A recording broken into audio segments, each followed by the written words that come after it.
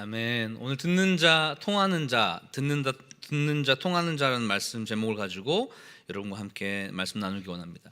여러분 2018년도 동안 여러분 사무엘상 말씀을 우리 격주로 들었는데 여러분에게 가장 인상적으로 남았던 그 장면, 그 말씀은 어디예요?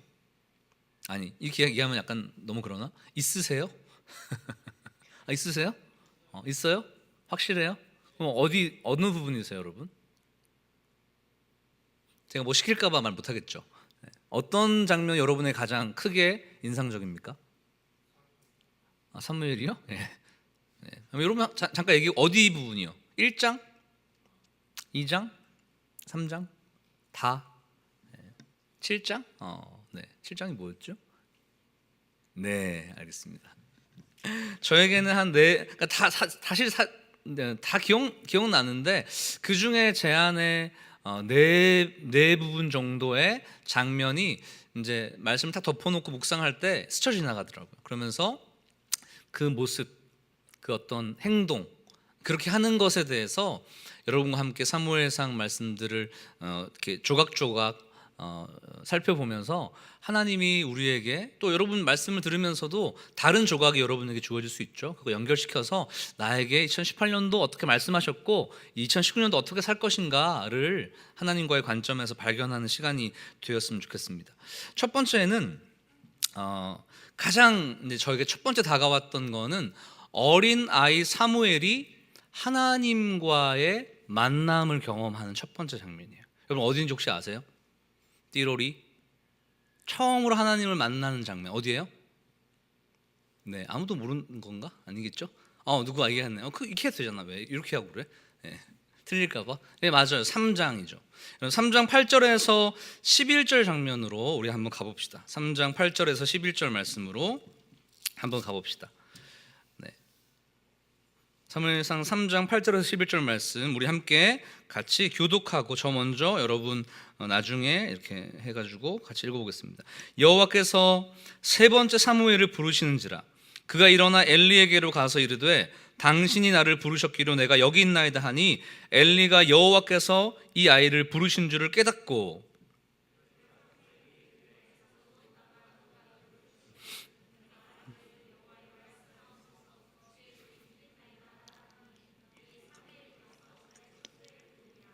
여호와께서 임하여 서서 전과 같이 사무엘아 사무엘아 부르시는지라 사무엘이 이르되 말씀하옵소서 주의 종이 듣겠나이다 하니 우리 같이 읽습니다. 여호와께서 사무엘에게 이르시되 보라 내가 이스라엘 중에 한 일을 행하리니 그것을 듣는 자마다 두 귀가 울리리라. 아멘. 여기 뭐죠 여러분? 어린 사무엘이 소년 사무엘이 하나님을 만나고 하나님의 말씀을 듣는 장면이죠. 근데 이게 왜 중요한가 하면 이 시대, 여러분 이 시대가 어떤 시대였죠?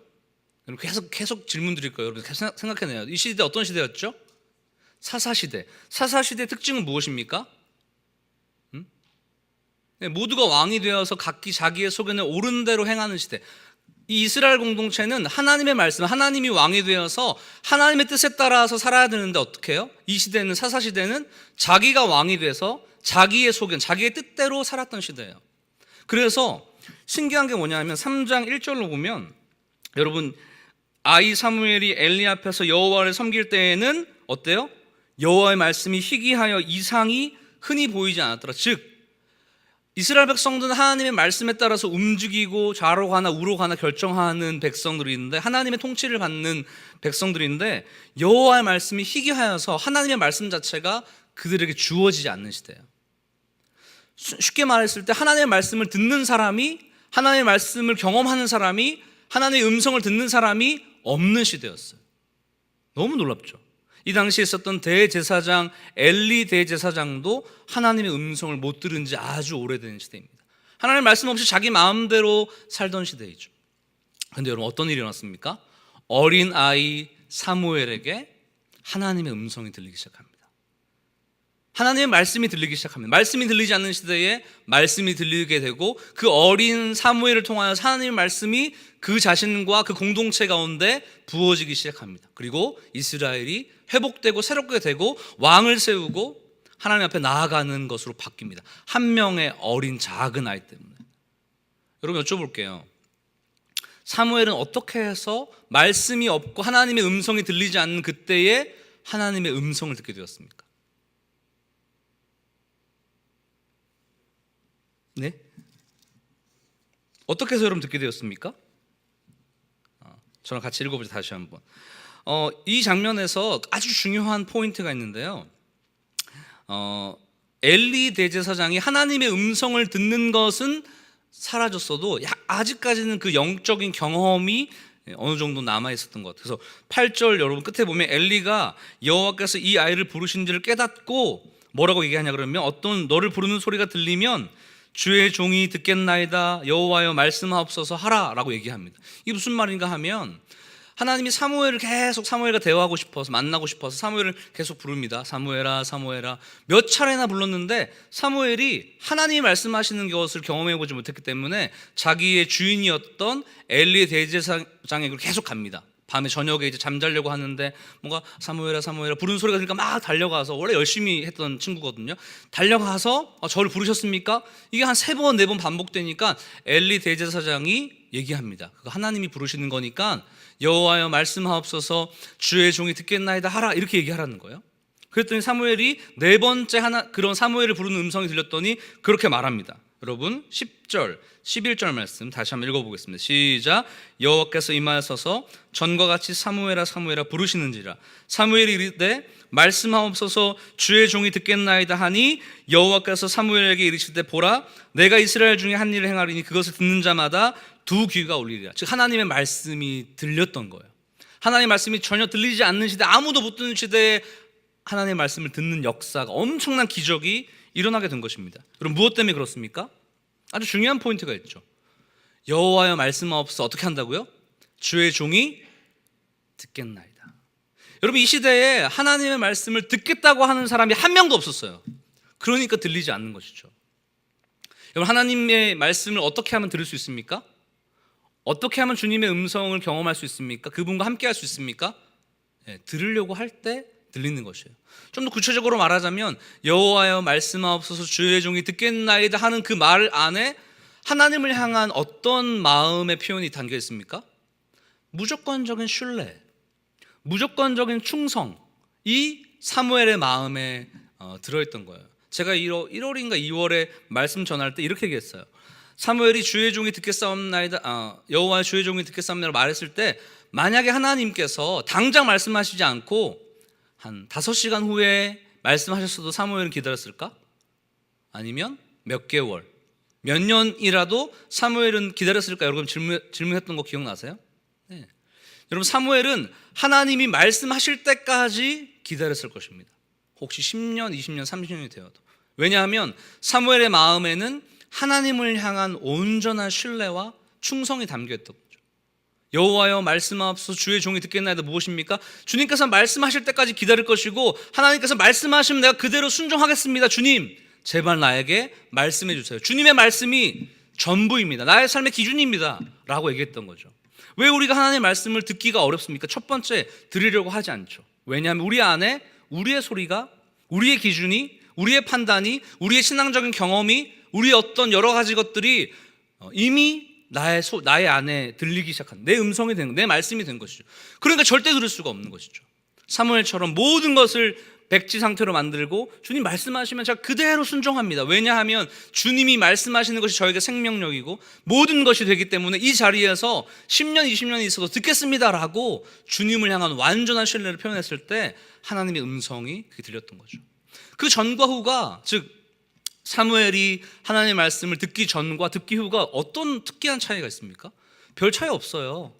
그냥 뭐 모습으로 보면 그냥 왔다 갔다 한 것뿐이에요. 그런데 어떤 가장 중요한 변화가 있었습니까? 하나님을 인식하는 거죠. 하나님은 어떠한 존재인지에 대한 것을 알게 된 것이죠. 하나님이 내 모든 것이 되고 그분의 말씀이 내 전부라는 절박함이 사무엘에게 있었던 것이죠.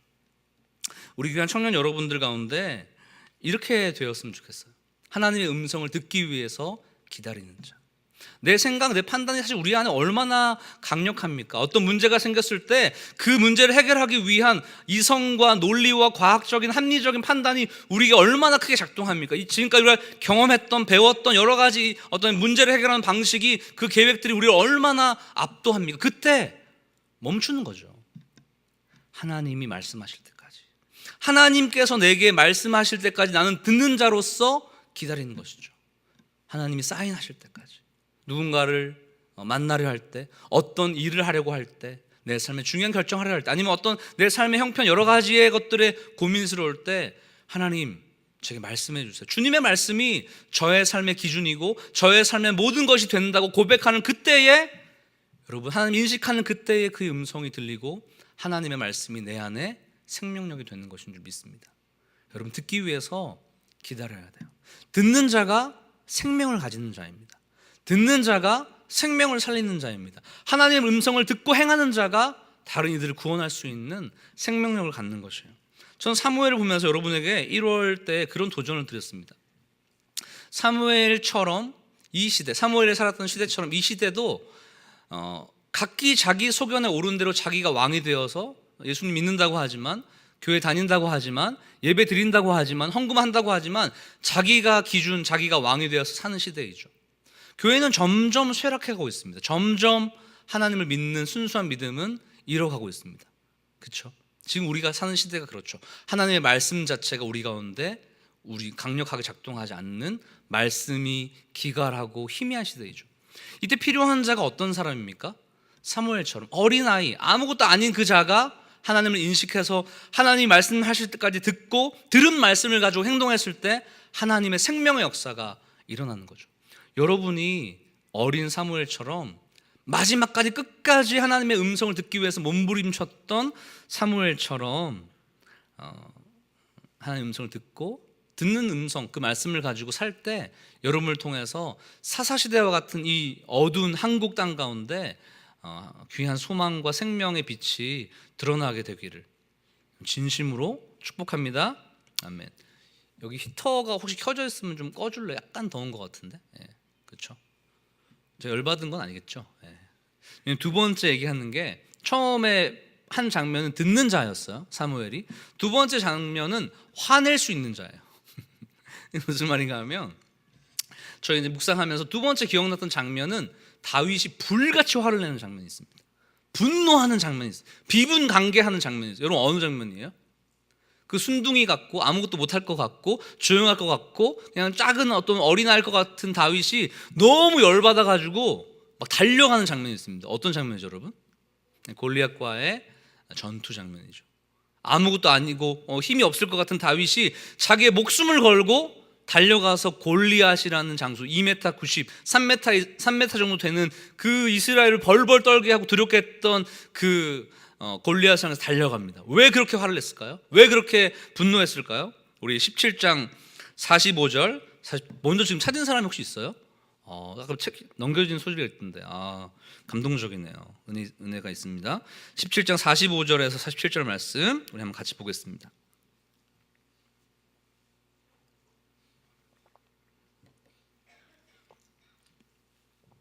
우리 45절에서 47절까지 말씀 한 절씩 교독하겠습니다. 제가 먼저요. 다윗이 블레셋 사람에게 이르되 너는 칼과 창과 단창으로 내게 나오거니와 나는 만군의 여호와의 이름 곧 내가 모욕하는 이스라엘 군대의 하나님의 이름으로 내게 나아가노라.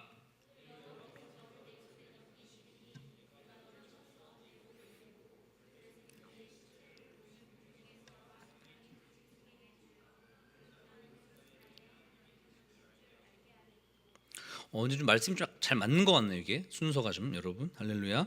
또 여호와의 구원하심이 같이 읽습니다. 시작. 또 여호와의 구원하심이 칼과 창에 있지 아니함을 이 무리에게 알게 하리라. 전쟁은 여호와께 속한 것인즉 그가 너를 우리에게 넘기리라. 이렇게 하면서 다윗이 골리앗을 향해서 돌팔매질을 하면서 막 달려가요. 너무 화가 나, 너무 열받아가지고. 왜 열받았죠? 결국은 아시죠? 골리앗을 쓰러뜨려서 목을 베고 이스라엘을 구원했던 영웅, 만만이라는 영웅. 사울은 천천, 다윗은 만만이라는 놀라운 용사의 칭호를 받았던 장면인데, 여러분, 어린 다윗이 왜 이렇게 열받았습니까? 뭐 때문에 열받았어요? 하나님의 이름을 골리앗, 블레셋이 모독했기 때문이죠. 근데 여러분 그게 그렇게 자기 목숨을 걸 정도로 열받고 정말 화날 만한 일인가요? 여러분에게 한번 적용해 보세요. 여러분이 다윗이에요. 근데 지나가다가 어떤 뭐 교회 다른 데서 지나가다가 아니면 뭐 절 이런 데 지나가다가 막 하나님 욕해요. 이런 거 어떻게 하겠어요? 그런가 보다. 지나가지 않아요? 통상 막 비분 감기 막 화나면서 막 하나님의 이름을 모독해 목숨 걸면서 그 사람과 싸울 수 있어요? 정은진 싸울 수 있어요?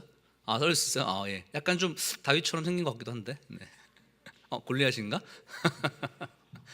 여러분 그 싸운다는 표현 좀 그렇지만 분노할 수 있어요? 하나님 여호와 이름이 이 땅에서 땅바닥에 떨어지는 것을 통해서 분노하고 있어요, 여러분? 분노할 수 있어요? 어때요, 여러분? 아니면 그럴 수도 있지. 나는 평화주의자야. 나는 평화를 사랑하고 굳이 이렇게 다퉈가지고 굳이 문제를 만들 필요 없어. 그렇게 할 건가요? 여러분 다윗이 분노한 이유는 뭘까? 자기의 생명을 내어놓으면서 3m나 되는 거구, 그 당시에 그 이스라엘에 있었던 네노라는 장수도 벌벌 떨어서 40일 동안 아무도 대적하지 못해서 완전히 필패의 위기에 처해 있는 그 상황에서 조그만 다윗, 아무것도 아닌 다윗, 그 사울이 자기 갑옷 다 벗어주니까 이거 입을 정도의 몸도 안 되는 왜소한 다윗이 왜 달려갔을까요? 짐승을 내쫓던 이 돌팔매질하면서 왜 달려갈 수 있었을까요? 아주 정확하게 자기 목숨, 자기 상황 어떤 것보다 하나님을 사랑하는 것이 가장 컸었죠. 여러분 돌려서 얘기해 볼까요? 여러분이 가장 사랑하는 사람, 가족이라고 얘기합시다. 가족을 예로 드는 게 너무 죄송한데 여러분이 또 이해할 수 있게, 너무나 사랑하는 가족이 누군가에게 욕을 들어요. 누군가에게 맞고 있습니다. 누군가에게 능욕을 당하고 있어요. 그럼 가만히 있겠어요? 네, 아니죠. 달려가서 막 그렇죠. 싸우고 막 끌어내고 구하고 하죠. 근데 우리 안에 왜 하나님의 이름이 모독당함에도 불구하고 그냥 지나칠 수 있습니까? 우리 안에 죄송하지만 저도 포함해서 하나님을 사랑하는 그 마음이 부족한 것은 아닌가요? 여러분 다윗에게 하나님은 아주 특별한 존재였습니다. 물론 우리에게 다 그렇지만 다윗이 가족 중에 형제 중에 막내로 있을 때 그는 형제들은 집안에 있어도 혼자 나 홀로 광야에 나가서 목동을 했습니다. 어떤 스토리가 있었는지 모르지만 막내가 집안에 있지 않고 일을 하러 나갔다는 것을 보면 뭔가 가정 안에 뭔가에 문제가 있었던 것 같아요. 막내가 어린 가장 작은 막내가 맨날 밖에 나가서 양을 칩니다. 여러분 그 어린아이가 얼마나 두려웠을까요? 밤이 되었습니다. 양은 다 있는데 저기서 막 그 짐승의 소리가 들립니다. 번쩍번쩍 눈 번쩍번쩍하는 뭐 늑대, 뭐 여우, 뭐 이런 곰, 이런 짐승들의 소리와 막 으르렁거리는 소리가 들립니다. 얼마나 두려웠을까요? 얼마나 걱정됐을까요? 혹시나 자기 목숨도 그렇지만 이 양떼들이 잃어버리면 아버지 뭐 형제들에게 혼나지 않을까 얼마나 두려웠을까요? 가뜩이나 집에서도 천덕꾸러기인데. 그때 그의 마음에 하나님을 찬양하는 마음, 하나님을 고백하는 마음, 작은 기타, 비파, 수금 이런 걸로 하나님을 읊조리면서 찬양합니다. 그런데 찬양하는 그 순간 그의 마음에 하나님의 보호하심, 하나님이 자기를 사랑하시고 자기가 함께 있는 것을 경험해요.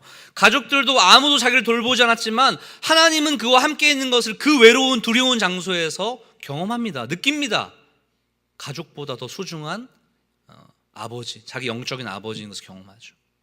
그랬을 때 누군가 자기를 가장 지켜줬던 그 하나님을 모독했을 때 그는 너무 하나님을 사랑하기 때문에 자기 목숨을 걸고 그것을 끊어내기 위해서 달려갔던 것이죠. 이길 수 있을 거라고 생각했을까요? 물론 하나님을 믿는 믿음이 있었기 때문에 가능할 수 있겠지만 그것조차 생각하지 않았을 것입니다. 하나님의 이름 자체가 모독당하는 것에 대한 분노로 가득해서 아무것도 생각하지 않았을 거예요. 하나님의 이름이 높임받는 것, 하나님이 영광스러워지는 것, 하나님이 높아지는 것이 그의 삶에 가장 중요했기 때문에 다윗은 골리앗을 향해서 달려가고 그를 무찔렀던 것이죠. 사랑했기 때문에 가능한 것입니다. 하나님이 나의 가장 좋은 친구, 나의 가장 귀한 가족, 내 애인, 내 사랑이라는 마음이 다윗의 마음에 가득했기 때문에 그는 화를 낼 수 있었던 것이죠. 여러분 하나님을 향해서 화를 낼 수 있을 정도로 하나님을 사랑하고 있습니까? 아니면 하나님의 이름이 이 땅바닥에, 세상에서 땅바닥에 떨어지더라도 우리랑 아무 상관없는 남의 얘기입니까? 그렇죠?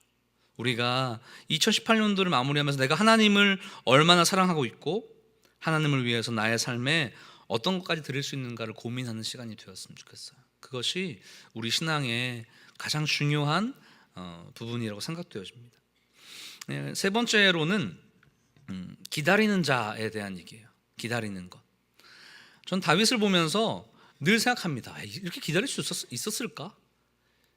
이렇게 기다릴 수 있었을까 싶은 생각이 많이 들어요. 왜냐하면 다윗이 이제 골리앗을 무찌른 다음에 예루살렘 성으로 들어오니까 어떤 일이 발생했냐 그러면 사울은 천천, 다윗은 만만을 죽일 수 있는 강력한 용사, 10배 이상의 차이가 나는 용사라고 다윗을 칭하니까 사울이 너무 질투가 났어요. 창을 던지고 칼을 던져서 아니면 어떤 블레셋과의 전쟁에서 맨 최전방에 내세워서 다윗을 죽이려는 음모를 꾸밉니다. 다윗은 두려웠죠. 광야로 도망갑니다.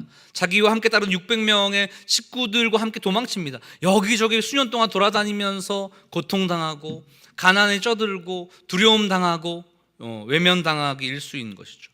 그렇게 광야 생활을 지냈어요. 그런데 어느 날 너무 힘들고 너무 배고프고 자기만 아니라 600명의 식소들을 챙겨야 되는 게 얼마나 부담스러웠을까 진짜. 저도 저희 청년들이 한 100, 제적까지 하면 100, 한 3, 40명 되는데 제가 여러분 책임지는 건 아니지만 여러분을 다 한 명 한 명 보는 것도 쉽지 않더라고요. 1년 동안 제가 생각해 보니까 아직도 못 만난 사람이 수두룩하죠. 600명을 책임진다는 게 얼마나 부담스러웠을까요? 그래서 그 두려움과 배고픔과 절망과 고통 가운데 있을 때 어느 날 아주 빅 찬스가 찾아옵니다. 여러분 어느 때였죠? 네, 사울을 단숨에 죽일 수 있는 찬스가 찾아옵니다. 사울이 다윗을 잡기 위해서 막 혈안이 되어 있는데 첩보를 듣고 엔게디 광야로 동굴로 찾아와요. 그래서 근데 찾아왔는데 사울이 너무 급하게 온 나머지, 긴장한 나머지인지 배가 아팠어요. 대변을 보고 싶습니다. 그래서 동굴로 가서 무장 해제하고 이제 화장실 일을 보고 있는데 그 동굴에 누가 있습니까? 다윗과 그 용사들이 있었죠.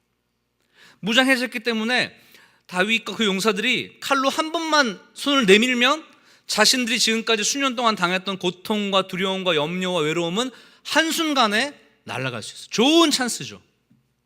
근데 기다렸어요. 왜 기다렸죠? 우리 사무엘상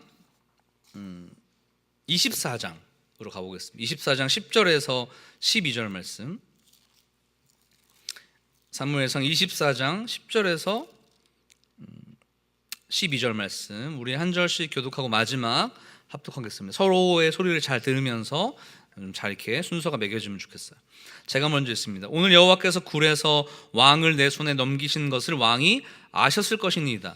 어떤 사람이 나를 권하여 왕을 죽이라 하였으나 내가 왕을 아껴 말하기를 나는 내 손을 들어 내 주를 해하지 아니하리니 그는 여호와의 기름 부음을 받은 자이기 때문이라 하였나이다.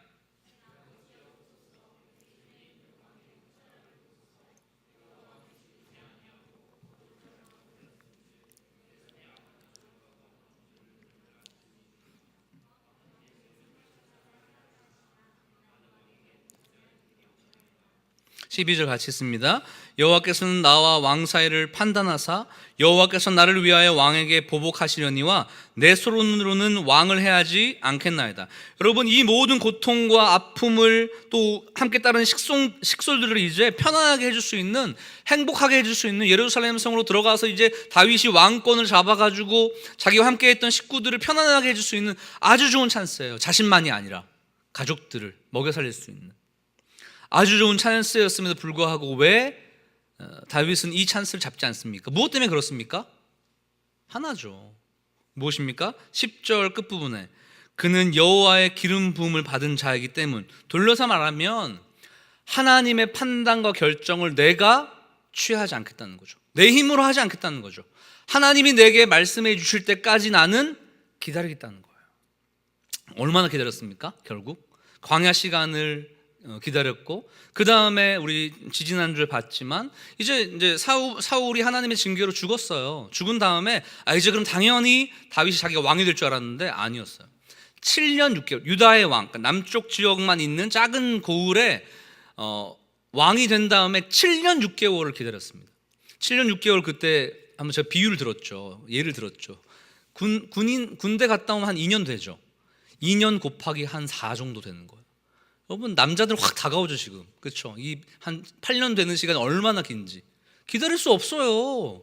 사울왕 죽었으면 바로 왕이 차지해가지고 저한테 지금까지 고통받았던 것을 주님 이렇게 좀 갚아주셔야 되지 않습니까? 라고 짜증날 수 있어요. 다윗은 또 7년 6개월 기다렸습니다. 아마 70년 6개월도 기다렸을 것 같아요. 살 수 있다면 700년 6개월도 기다렸을 것 같아요. 왜 그랬습니까? 왜 기다릴 수 있었습니까? 그의 목적은 왕이 되는 것이 목적이 아니죠. 이스라엘의 왕이 되는 것이 목적이 아니라 하나님과 함께 하는 것이 목적이죠. 그렇기 때문에 그는 7년 6개월을 어떤 기다리는 것이 아니라 7년 6개월 동안 하나님과 동행하는 것이에요. 그 이후에 그가 왕이 된 다음에 물론 실수하고 잘못한 것도 있지만 계속적으로 했던 게 무엇이냐 그러면 하나님과 마음을 나누고 하나님과 함께하고 하나님 말씀을 듣고 하나님과 교제하는 것에 충실한 왕이었습니다. 정치가로서, 권력가로서, 왕으로서 어떤 것을 목적을 이루는 것이 아니라 그 왕의 자리가 하나님과 교제하고 하나님이 원하시는 공동체를 아름답게 세워가는 방식으로 사용되었던 것이죠. 왜 기다릴 수 있었습니까? 하나님과 교제하는 사람이었기 때문에, 주님과 만나는 사람이었기 때문에, 하나님과 친밀한 사람이었기 때문에 그는 기다릴 수 있었던 것이죠. 여러분에게 말씀드리고 싶은 것은 그것이에요. 너무 쉽게 우리의 판단과 결정, 우리의 계획과 감정에 따라서 무언가를 결정하지 마세요. 아주 좋은, 아주 명확한, 이거라면 내가 빨리 어떤 문제를 해결할 수 있고 내가 빨리 행복해질 수 있겠다 싶을 때 그것이 하나님으로부터 흘러나온 것인지를 꼭 점검해야 됩니다. 그렇지 않으면 그 안에 함정이 숨겨져 있죠. 하나님 제외하고 내가 내 판단에 좋은 걸 결정해서 내가 빨리 배부르고 내가 빨리 행복해지고 내가 빨리 잘 살게 되는 하나님 없는 방식, 사단이 주는 덫에 걸릴 수밖에 없는 거죠. 하나님이 주신 것인가? 하나님이 허락하신 왕의 자리인가? 그 타이밍인가? 하나님이 주신 사람인가? 하나님이 주신 직장인가? 하나님이 하게 하시는 일인가를 점검하지 않으면 우리 가운데 하나님이 없는 우리만의 삶을 살 수 있다는 것입니다. 여러분 가운데 하나님의 뜻을 바라보면서 끝까지 기다릴 수 있는 은혜가 있기를 축복합니다. 맨 마지막 장면이에요. 저는 사무엘상 하면 이 장면이 기억나요. 왜 그런가 하면 저에게 한번 어떤 큰 경험이 있었는데, 제가 이제 요 전전교회에서 사역할 때 담임 목사님께서 이 말씀을 설교하셨어요. 한나의 기도에 대한 설교를 할 때 이 1장 15절 9절이 저의 마음에 너무 강렬하게 박혔어요.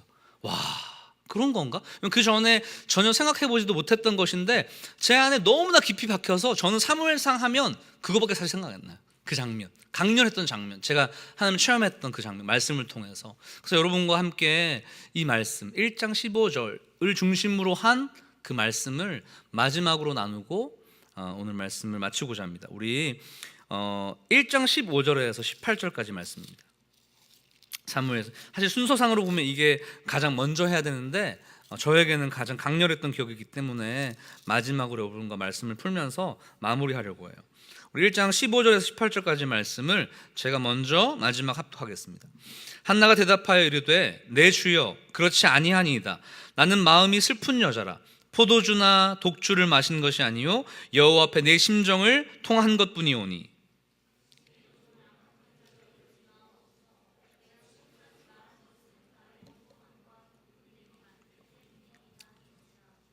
엘리가 대답하여 이르되 평안히 가라.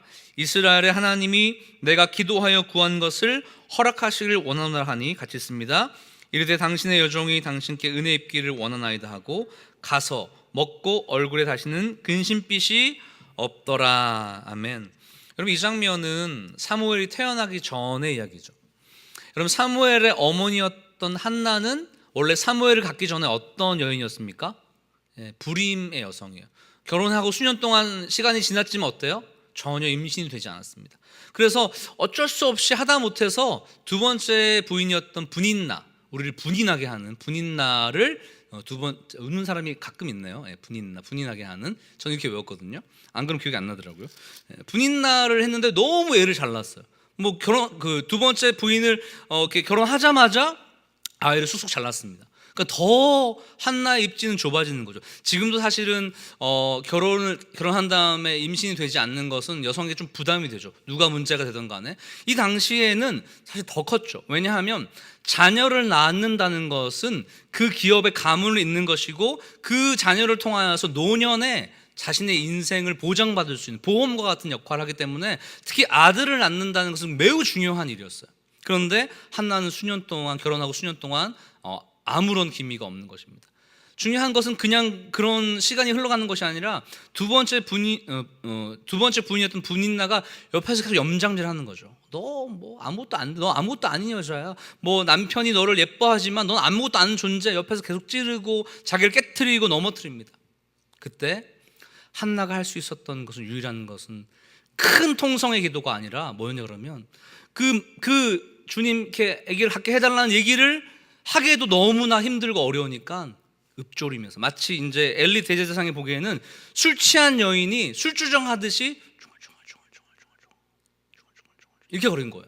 남이 봤을 때 술 취한 것처럼. 그러니까 엘리 대제사장이 와서 왜 너 술 먹고 여기 예배당에 와서 기도하냐? 딴 데 가라. 이렇게 얘기하는 거예요. 그랬을 때 15절에 한나가 어떤 한마디를 합니다. 우리 15절 말씀을 다시 한번 읽어보죠. 시작. 한나가 대답하여 이르되 내 주여 그렇지 아니하니이다. 나는 마음이 슬픈 여자라 포도주나 독주를 마신 것이 아니요. 뭐라고요? 여호와 앞에 내 심정을 통한 것뿐이오니, 이렇게 얘기했어요. 나의 심정을 통한 것뿐이다.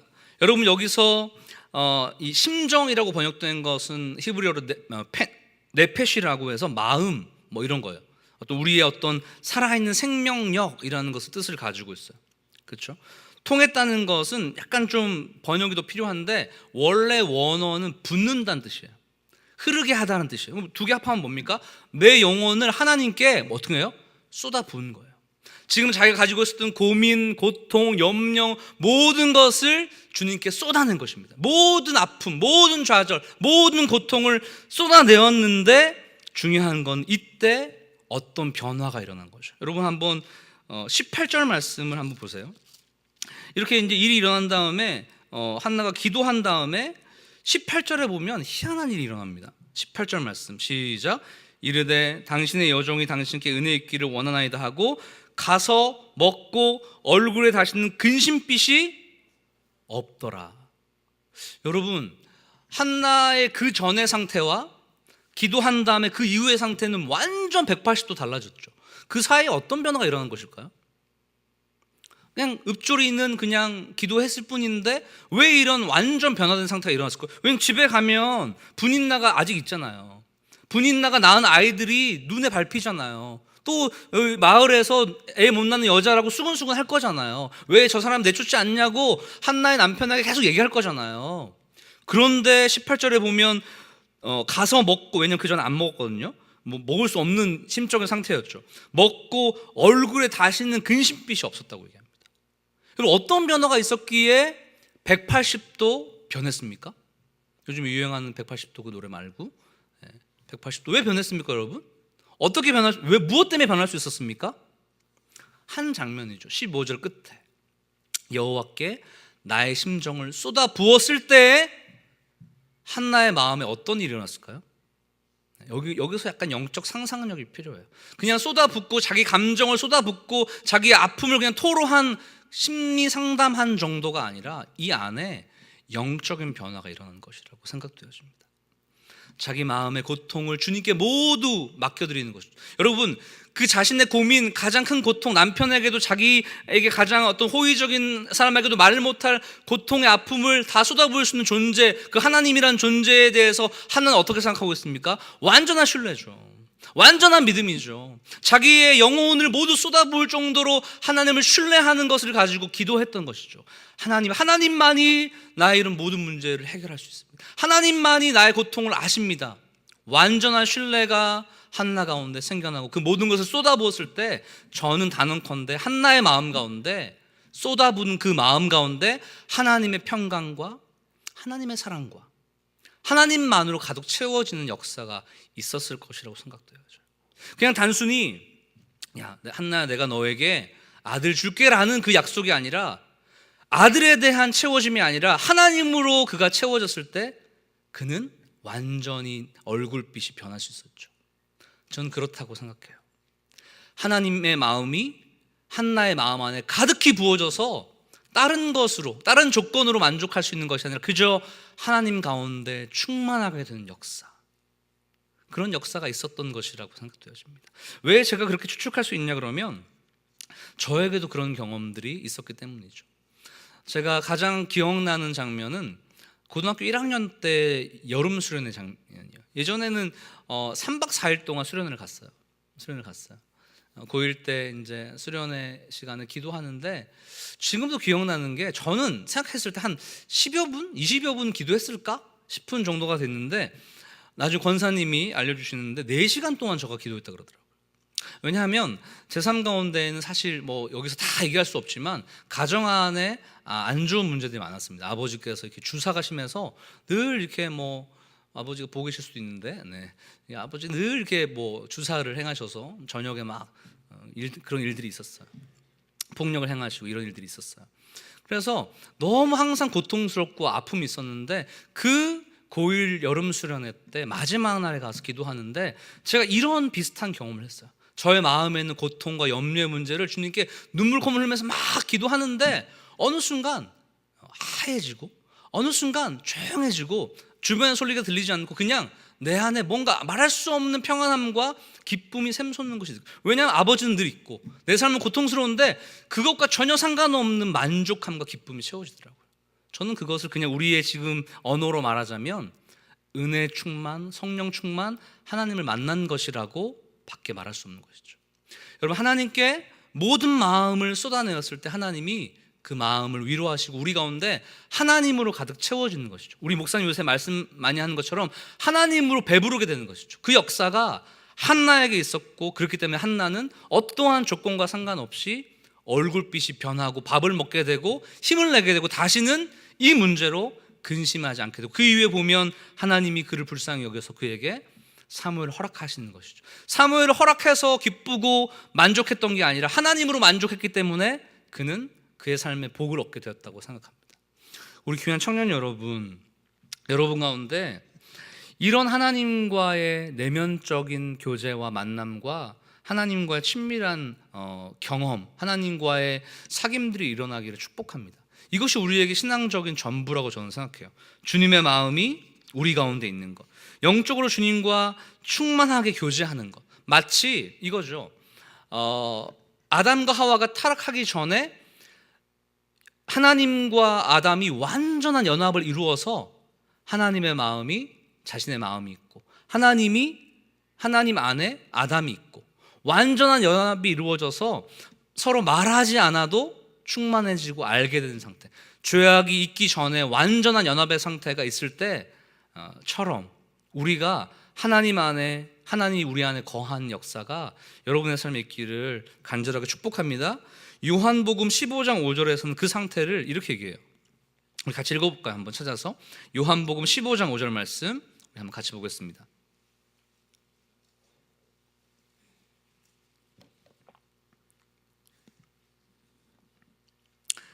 요한복음 15장 5절 말씀 우리 한번 찾아서 읽어보겠습니다. 시작. 나는 포도나무요 너희는 가지라.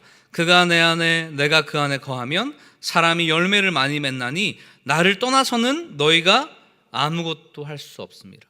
그렇죠. 예수님 믿는다고 하지만 하나님과의 완전한 친밀한 교제, 경험, 만남이 없다면 아무것도 할 수 없죠. 뭔가를 하는 것 같은데 계속 배고프고 계속 목마르고 사람으로, 일로, 돈으로, 어떤 쾌락으로 채워지지 않는 우리 마음 안에 있는 영적인 부분이 하나님으로만 채워질 수 있기 때문에 그런 것이죠. 우리 귀한 청년 여러분 가운데 2018년도 남은 시간도 그렇지만 2019년도에는 하나님을 만나고 경험하여서 하나님이 내 안에 살아계신 것들 여러분 충분하게 경험할 수 있는 여러분이 되게 축복합니다. 그래서 여러분 말씀 읽어야 돼요. 그리고 기도해야 돼요. 이 두 가지밖에 사실 없어. 제가 봤을 때는. 그렇죠? 말씀 읽고 기도하고, 말씀 읽고 기도하다가 보니까 어느새 우리 가운데 하나님의 역사가, 하나님의 영광이, 하나님의 일하심이 경험되어지는 거죠. 말씀 읽다가 한 구절이 내 눈에, 내 마음에 새겨지는 것이죠. 기도하면서 그 기도회 때 주시는 말씀들이 내 안에 막 움직이는 것이죠. 그런 살아있는 실질적인 주님의 마음과 우리의 마음이 통하는 역사가 있을 때 진짜 신앙생활을 하는구나. 내 주변 환경이 아무것도 아니고 불임의 상태이고 고통스러운 상태고 아무것도 안 되는 실패의 상태일지라도 하나님이 내 안에 계시고 그분과 통하는, 경험되는, 일치되는, 연합하는 그 일이 있을 때 우리는 완전하게 이 땅 가운데 자유해지고 진정한 즐거움을 얻고 살 수가 있는 것이죠. 우리 한 청년 여러분들 가운데 도전합니다. 2019년도에 말씀 통독하는 것을 힘쓰세요. 하루에 한 3장, 4장, 5장씩 더 많은 사람 읽고, 그 다음에 기도하는 시간 확보하되, 혼자 기도하기 쉽지 않기 때문에 여러분 수요일 또 우리 광야 기도회 매월 마지막 주 금요일 날 여러분 기도하는 데 좀 모이세요. 제발 기도해야 돼요. 기도해야지 살죠. 기도해야지 하나님 만나죠. 한나처럼. 기도 안 하고 그 자리에 가만히 있으면 어떤 변화도 일어나지 않아요. 그렇죠? 말씀과 기도를 통하여서 원초적이지만 가장 중요한 이 말씀과 기도의 훈련과 계속적인 신앙의 도전을 통해서 하나님의 터치가, 하나님의 일하심이 여러분 가운데 경험되는 여러분의 삶이 되기를 주님의 이름으로 축복합니다. 아멘. 네, 우리 함께 찬양합시다.